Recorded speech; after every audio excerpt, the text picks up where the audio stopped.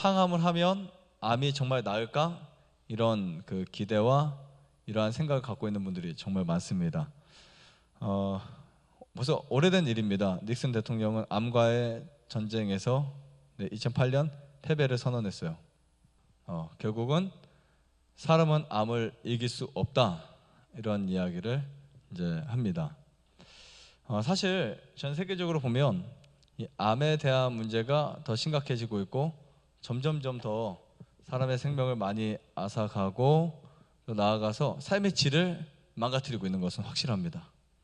나와 내 주변과 주변을 보면 정말 그런 것 같아요. 그죠? 암이라고 하는 것 때문에 정말 많은 변화가 오기 시작했어요. 근데 이 미국 과학자 100여 명의 이렇게 글을 보면 이런 이야기가 있어요. 암이 전이되는 구조와 암세포에 대한 정확한 이해가 안 된다.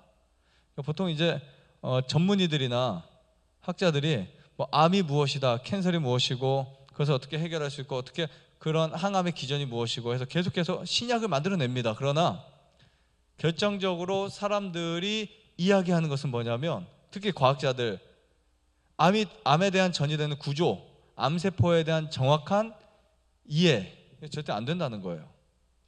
여러분, 이해도 안 되는 부분을 가지고 치료한다는 것은 사실 불가능한 현실입니다. 나아가서 알면 알수록 미궁에 빠진다, 이렇게 이야기를 하고 있어요.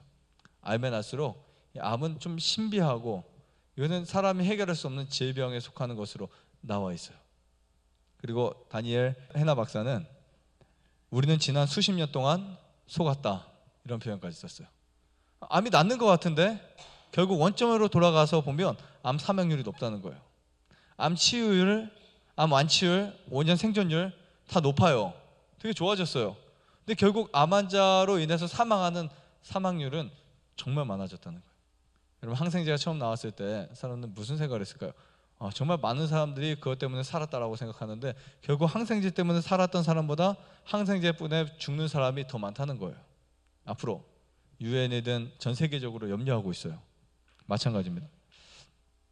프레드릭 박사는 살 수 있는 사람들이 오히려 죽어가고 있다, 이런 이야기까지 했어요. 살 수 있는 사람들이.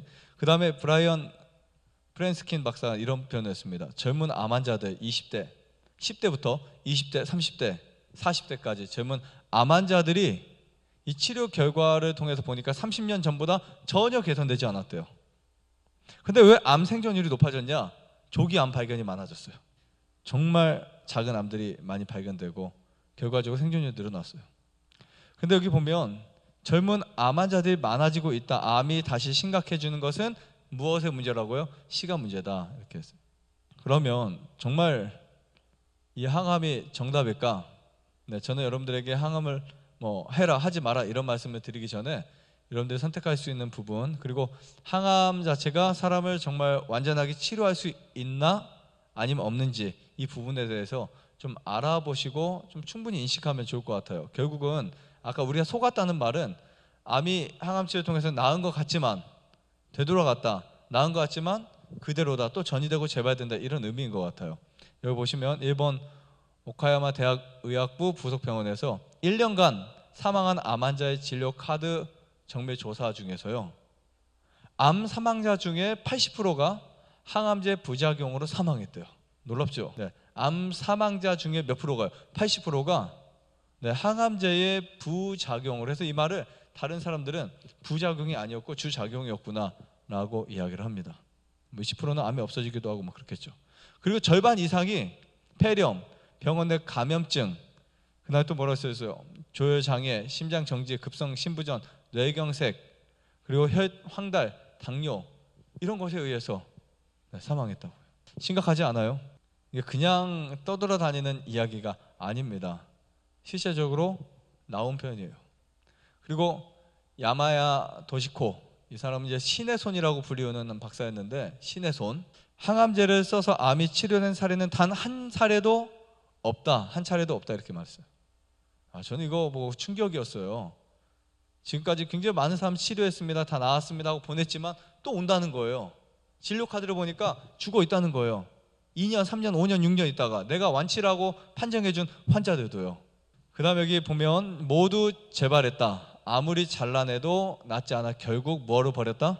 메스를 버렸다. 이번 후생성에서는 항암제는 중암제다 이런 표현까지 했어요.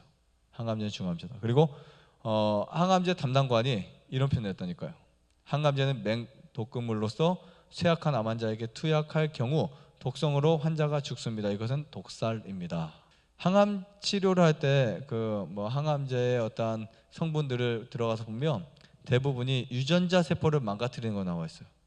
암은 죽이는데 유전자는 망가뜨리는 이거는 모순적 치료입니다. 그러니까 사실 이거를 치료하기 위해서 이거를 망가뜨린다라고 하는 그 모순적 치료. 물론 응급 상황은 필요할 수 있어요. 목에서 막 음식이 안 넘어가는데.